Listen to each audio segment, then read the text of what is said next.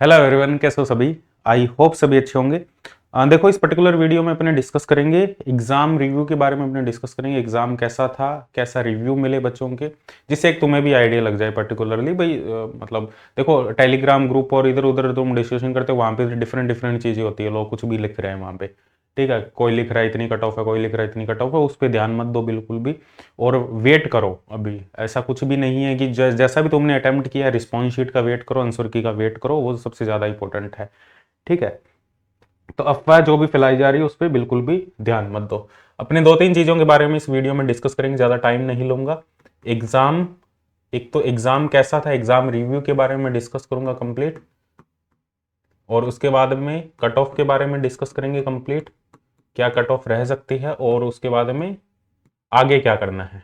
ठीक है, उसके बारे में डिस्कस करें। जो हो गया वो तो हो गया, जैसा भी हुआ, चाहिए अच्छा हुआ चाहिए बुरा हुआ, हमें लग रहा है बुरा हुआ, लेकिन फाइनल जब पता लगेगा, जब हमारी आंसर की आ जाएगी, रिजल्ट आ जाएगा, तब पता लगता है सही। ठीक है, एग्जाम रिव्यू की बात करें, सबसे पहले देखो यार, तीन पार्ट थे। पार्ट ए जो था वो इजी बता रहे हैं बच्चे, क्वेश्चन तो नहीं मिले इतने ज्यादा, बट बताया जा रहा है कि पार्ट ए है वो काफी ज्यादा इजी था। मतलब जिसने पढ़ा है उसके लिए इजी था, जिसने पार्ट ए पढ़ा ही नहीं, जनरल एप्टीट्यूड बिल्कुल भी नहीं पढ़ा, उनके लिए तो ऑब्वियसली उसने ज़्यादा क्वेश्चन नहीं किए होंगे। ठीक है, तो जिसने पढ़ा है पार्ट ए, और सिलेक्शन का मेन, जिसका सिलेक्शन होगा उनका मेन रीजन ही ज़्यादातर बच्चों का, ठीक है, हो सकता है फिजिक्स से भी सिलेक्शन ले लेंगे कुछ, जिनकी फिजिक्स अच्छी हो, जिन्होंने काफ़ी टाइम से मेहनत कर रहे हो और काफ़ी प्रैक्टिस की हो, फिजिक्स से भी सिलेक्शन ले लेंगे। पर ज़्यादातर बच्चों का जो सिलेक्शन होगा वो पार्ट ए की वजह से होगा। ठीक है, मैंने पहले ही कहा था यदि पेपर टफ आता है तो पार्ट ए की वजह से सिलेक्शन होता है, और बार बार मैं बोल रहा हूँ हर वीडियो में कि जनरल एप्टीट्यूड को अपने नेग्लेक्ट नहीं कर सकते, उससे पढ़ना है। ठीक है, जनरल एप्टीट्यूड कर तो वैसे ही देंगे, लेकिन एक बार पढ़ा होता है तो कम टाइम में बहुत ज़्यादा क्वेश्चन अच्छे से हो जाते हैं। और पार्ट बी की बात करें तो पार्ट बी जो था वो मॉडरेट लेवल का था, ऐसे भी नहीं कह सकते बहुत ज़्यादा ईजी था, मॉडरेट लेवल का था पार्ट बी। ठीक है, टफ भी नहीं था, मॉडरेट लेवल का था पार्ट बी। और जो पार्ट सी था, ये बता रहे हैं कि ये बहुत ज़्यादा टफ था, और पार्ट सी लगभग 50% वेटेज रखता है एग्जाम का, और ये दोनों 50% रखते हैं। तो ओवरऑल अपने बात करें एग्जाम की, तो ओवरऑल एग्जाम जो था वो टफ था।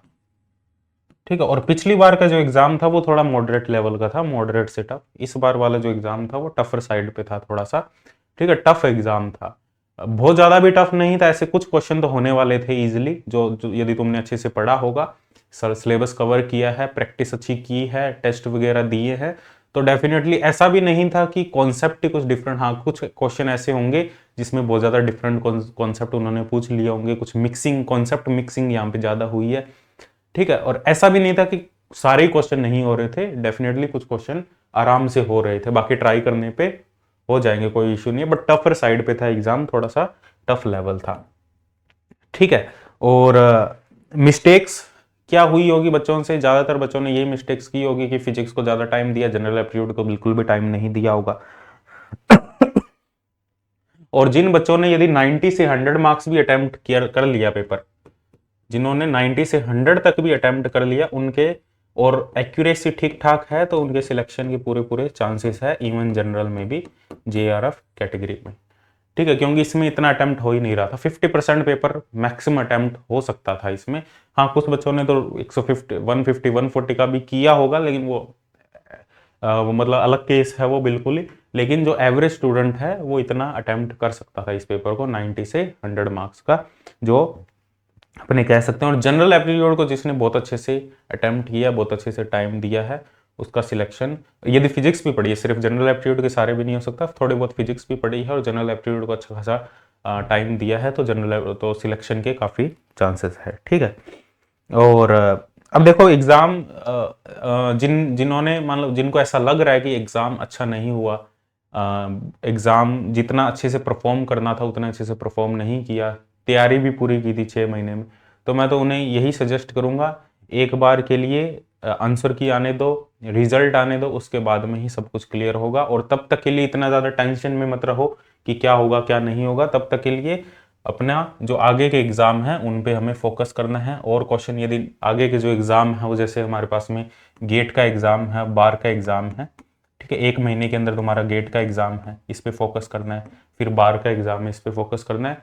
करना क्या है, जस्ट क्वेश्चन प्रैक्टिस करनी है, ठीक है। थ्योरी तो तुमने पढ़ ली, प्रैक्टिस भी तुमने अच्छी खासी कर ली, फिर भी प्रैक्टिस की कमी की वजह से यदि हमारा पेपर अच्छा नहीं हुआ तो क्वेश्चन प्रैक्टिस करना है और टेस्ट सीरीज जरूर अटेम्प्ट करनी है। टेस्ट सीरीज ये बच्चे बहुत अवॉइड करते हैं, मैंने भी देखा टेस्ट सीरीज, मेरे जितने भी टेस्ट सीरीज में जितने भी स्टूडेंट हैं, मैंने कंप्लीट प्रोग्रेस रिपोर्ट देखी, फुल लेंथ टेस्ट तो बहुत कम बच्चों ने अटेम्प्ट किए हैं, ठीक है। पार्ट वाइज तो फिर भी जो जो उसमें स्टार्टिंग में कुछ अटेम्प्ट कर लेते हैं, फुल लेंथ तो बहुत कम बच्चों ने अटेम्प्ट किए ही नहीं अटेम्प्ट, और किया भी है तो फर्स्ट कर लिया, सेकंड नहीं किया, एक दो ही फुल लेंथ अटेम्प्ट कर लिए, सारे अटेम्प्ट नहीं किए, ठीक है। तो वो सबसे बड़ी मिस्टेक्स है, ठीक है, क्योंकि टेस्ट अटेम्प्ट करने से ही तुम्हारी प्रैक्टिस बनती है अच्छी। टेस्ट अटेम्प्ट करोगे, कितना टाइम है कितना टाइम नहीं है, कैसे हैंडल करना है चीज़ों को, वो सारी चीज़ें, टाइम मैनेजमेंट का ही तो खेल है सारा, ठीक है। यदि टाइम अच्छे से मैनेज करोगे, किस क्वेश्चन को टाइम देना किस क्वेश्चन को नहीं देना, तो ईजिली सारी चीज़ें हो जाती है, ठीक है। अभ्यास जरूरी है, अभ्यास के बिना कुछ नहीं हो सकता।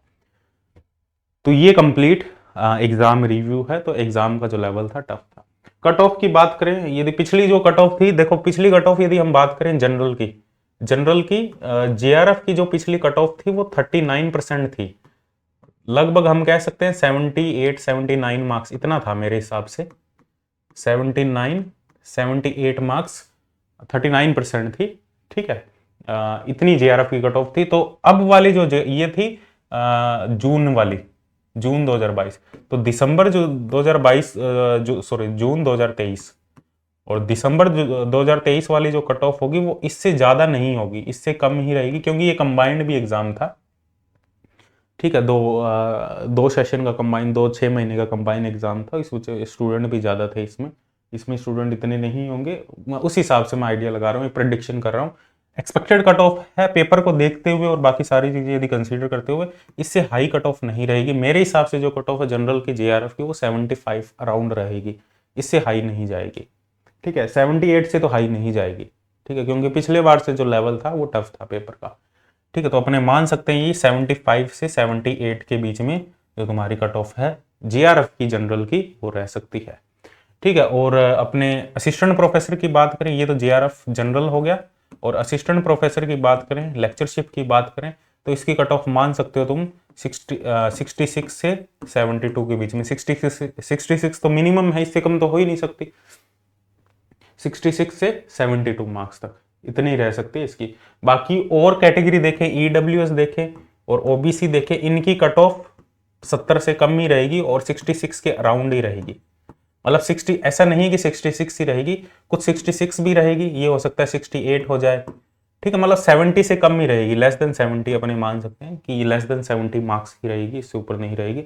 और बाकी SC ST और ओबीसी इनकी बात करें तो इनकी कट ऑफ वही 50 नंबर, ठीक है, 50 के अराउंड ही रहेगी, ऐसा नहीं है कि बहुत ज़्यादा हाई चली जाएगी, 50 से थोड़ी ऊपर हो सकती है, 2-3 नंबर कम ज़्यादा हो सकते हैं, कम तो होंगे ही नहीं, 50 मार्क्स तो मिनिमम है, 25% तो मिनिमम लाने होंगे इनको, बट हम कह सकते हैं 52-53 नंबर 54 नंबर इस अराउंड रहेगी इनकी कट ऑफ, ठीक है। तो ये एक प्रडिक्शन है एक्सपेक्टेड कट ऑफ, और मेरे हिसाब से 90% तुम श्योर मान सकते हो कि ये कट ऑफ रह सकती है, और बहुत ज़्यादा डिफरेंस नहीं आएगा, यही डिफरेंस रहेगा, और पिछली बार से कम ही रहने की पूरी उम्मीद है कि कट ऑफ पिछली बार से कम ही रहेगी, जितने भी मैंने आज तक कट ऑफ देखी है, जिस हिसाब से एग्जाम का पैटर्न बन रहा है, क्वेश्चन का जो लेवल है वो दिया जा रहा है। पार्ट सी है वो काफ़ी ज़्यादा टफ था, पार्ट सी टफ होने की वजह से पेपर का 50% पार्ट तो वैसे ही टफ हो गया, ठीक है। तो उस वजह से, और जब पेपर टफ आता है तब उसमें फिर अपने क्या होता है, उसमें माइंड को यदि अपने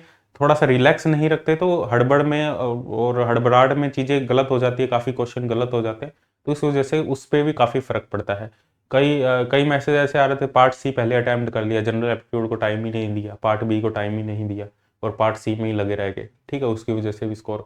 ऐसा नहीं है कि तैयारी में कोई कमी है, तैयारी नहीं की, तैयारी अच्छे से भी की होती है, फिर भी पेपर अच्छे से कई बार अटैम्प्ट नहीं होता, तो इस वजह से भी चीज़ें हो जाती है। प्रैक्टिस ही करनी होगी और कुछ नहीं है, ठीक है। रिवीजन तो है ही, उसके साथ में क्वेश्चन की प्रैक्टिस करनी होगी, ठीक है। अब इनका कोई फिक्स वो भी नहीं है कि फिक्स कहाँ से क्वेश्चन कहाँ से उठा के कहाँ से बना रहे हैं, कहीं से भी उठा के कहीं से भी डाल रहे हैं क्वेश्चन, तो ऐसा नहीं है कि तुम मतलब एक पर्टिकुलर बुक है, एक पर्टिकुलर बुक से ही तुम्हें पढ़ना है, इसी बुक से सब कुछ आएगा, वो ऐसा कुछ भी नहीं है। इनका मन करेगा तो किसी और बुक से उठा लेंगे, इनका मन करेगा तो किसी और बुक से उठा लेंगे, बस हमें क्या फोकस करना है, हमें कॉन्सेप्ट पे फोकस करना, कॉन्सेप्ट पे फोकस करना और क्वेश्चन को अच्छे से प्रैक्टिस करना है, ठीक है, वो सबसे इंपॉर्टेंट चीज है यहाँ पे, ठीक है। और उसके बाद में अब देखो एग्जाम हो चुका है, अब जैसा भी हुआ कोई इशू नहीं है। अब जो नेक्स्ट हमें करना है गेट की प्रिपरेशन है। गेट की टेस्ट सीरीज अवेलेबल रहा ऑलरेडी, ठीक है, टेस्ट सीरीज ज्वाइन कर लो सबसे पहले, तो इंपॉर्टेंट है काफी गेट की टेस्ट सीरीज, जिसमें 6 फुल लेंथ टेस्ट है और बाकी पार्ट वाइज टेस्ट है, और फुल लेंथ जरूर अटेम्प्ट करना, 4 या 5 फुल लेंथ तो जरूर अटेम्प्ट करना, ठीक है। और इसके लिए अब रिवीजन करो, कुछ नहीं करना। यदि तुमने 80-90% भी सिलेबस कर रखा है तो सबसे ज्यादा फोकस करो रिवीजन पे और क्वेश्चन प्रैक्टिस पे। गेट का जो लेवल है वो सेम ही रहता है हमेशा, बहुत ज़्यादा टफ और वैसा नहीं आता, ठीक है, ये मेंटेन रखते हैं अपने लेवल को एक हिसाब से। तो गेट अच्छा एग्ज़ाम है, लेवल जैसा दिया जाता है वैसे ही दे रहे हैं, ऐसा नहीं कि बहुत ज़्यादा टफ कर दिया, बहुत ज़्यादा ईजी कर दिया, ठीक ठाक एग्ज़ाम होता है, आराम से 40-50 नंबर आराम से स्कोर किया जा सकता है, ठीक है। रिवीजन करो और क्वेश्चन प्रैक्टिस पे इस पे ध्यान दो, टेस्ट सीरीज जरूर ज्वाइन करना गेट के लिए। बाकी आगे बार का भी एग्ज़ाम आ रहा है ठीक है, तो वो भी प्रिपरेशन करें, सेम ही प्रिपरेशन है, जस्ट का भी एग्जाम होगा तो सेम ही प्रिपरेशन है, रिवीजन करते रहो। और कोई अलग से दोबारा से कहीं से भी तुम्हें कुछ भी अलग, एक बार तुमने सिलेबस पढ़ लिया है, थ्योरी कवर कर लिया है, असाइनमेंट कर लिए, क्वेश्चन प्रैक्टिस कर लिए, तो दोबारा से तुम्हें पूरा सिलेबस दोबारा से वीडियो लेक्चर देख के कवर करने की जरूरत नहीं है, जस्ट रिवीजन करना है। एक बार तुमने अच्छे से प्रिपरेशन की हुई है तो अपनी गलतियां देखो, कहाँ गलतियां हुई है, किस चीज़ में कमी है, एनालिसिस करो, अपनी कमियों को सुधारो और प्रैक्टिस करो अच्छे से, क्वेश्चन की टेस्ट सीरीज की प्रैक्टिस करो, टेस्ट सीरीज अच्छे से अटेम्प्ट करो, ठीक है, वो सारी चीज़ें ज़्यादा इंपॉर्टेंट है बाकी अपने देखो जो आगे जून एग्जाम के लिए प्रिपरेशन करना चाहते हैं, जून बैच के बारे में मैं बता देता हूं। जो आगे जून 2024 या दिसंबर 2024 या गेट 2025, दिसंबर 2024 या गेट 2025, इसके लिए जो भी स्टूडेंट प्रिपेयर कर रहे हैं, हमारा बैच फिजिक्स है, बैच ऑलरेडी मैंने लॉन्च कर दिया था कुछ दिन पहले, बीटा बैच है, और उसमें जनरल एप्टीट्यूड, उसमें जो फिजिक्स स्टार्ट होगी वो 1 जनवरी से स्टार्ट होगी, 1 जनवरी से, 1 जनवरी से फिजिक्स स्टार्ट होगी, और उसका शेड्यूल है ऑलरेडी मैंने अपलोड कर दिया था, उसका जो लिंक है डिस्क्रिप्शन में मिल जाएगा तुम्हें, कि कैसे कैसे क्या क्या रहेगा, डेली कितने लेक्चर अपलोड होंगे, किस हिसाब से क्या चलेगा, ठीक है, क्या क्या फैसिलिटी रहेगी, डाउट फैकल्टी वगैरह, वो सारी चीज़ें मैंने एक्सप्लेन कर दी थी उसमें, वो लिंक डिस्क्रिप्शन में मिल जाएगा और देख लेना, ठीक है। बीटा बैच है, 1 जनवरी से उसमें फिजिक्स स्टार्ट होगी। जनरल एप्टीट्यूड इसमें ऑलमोस्ट अपलोड हो चुका है, मैंने जनरल एप्टीट्यूड से ही स्टार्ट किया था इस एग्जाम की वजह से, क्योंकि जो बैच है वो एग्जाम से पहले ही लॉन्च कर दिया था, तो काफ़ी स्टूडेंट ये कह रहे थे सर हम एग्जाम के बाद में ज्वाइन करेंगे तो फिजिक्स कितना कवर हो जाएगा एग्जाम तक, तो इस वजह से मैंने पहले जनरल एप्टीट्यूड स्टार्ट किया था। जनरल एप्टीट्यूड ऑलमोस्ट कंप्लीट होने वाला है, लगभग 30 लेक्चर लगभग जनरल एप्टीट्यूड को और 5-6 असाइनमेंट जनरल एप्टीट्यूड के अपलोड हो चुके हैं ऐप में, ठीक है, तो वो तो तुम कभी भी कवर कर सकते हो। और फिजिक्स है वो 1 जनवरी से स्टार्ट हो रही है, तुम्हारा जो सिलेबस है मई लास्ट तक पूरा सिलेबस है वो कंप्लीट हो जाएगा। उसकी जो इन्फॉर्मेशन है वो जो लिंक है डिस्क्रिप्शन में, वहां से जाके देख सकते हो, ठीक है। बाकी आरपीएससी असिस्टेंट प्रोफेसर और इनसे रिलेटेड जो बैच है वो भी चल रहे हैं। आरपीएससी के जो स्टूडेंट है वो तो 7 जनवरी के बाद ही ज्वाइन करना, क्योंकि 7 जनवरी को तुम्हारा जनरल जो जो जीके का पेपर है, 3rd पेपर है, वो 7 जनवरी को तुम्हारा कवर हो जाएगा, तो उसके बाद में तुम फिजिक्स का बैच ज्वाइन कर सकते हो आराम से, तुम्हारे पास में 4 महीने हैं, 4 महीने में फिजिक्स कवर कर सकते हो। इसके अलावा कोई डाउट हो, कुछ पूछना चाहते हो तो व्हाट्सअप जो लिंक है वो भी तुम्हें गिवन है डिस्क्रिप्शन में, 9560182735 पे कांटेक्ट कर सकते हो। और बैच ज्वाइन करने के लिए ऐप डाउनलोड कर लो, वेबसाइट से भी डायरेक्ट ज्वाइन कर सकते हो, ठीक है। तो मिलते हैं नेक्स्ट सेशन में, बाय बाय, टेक केयर।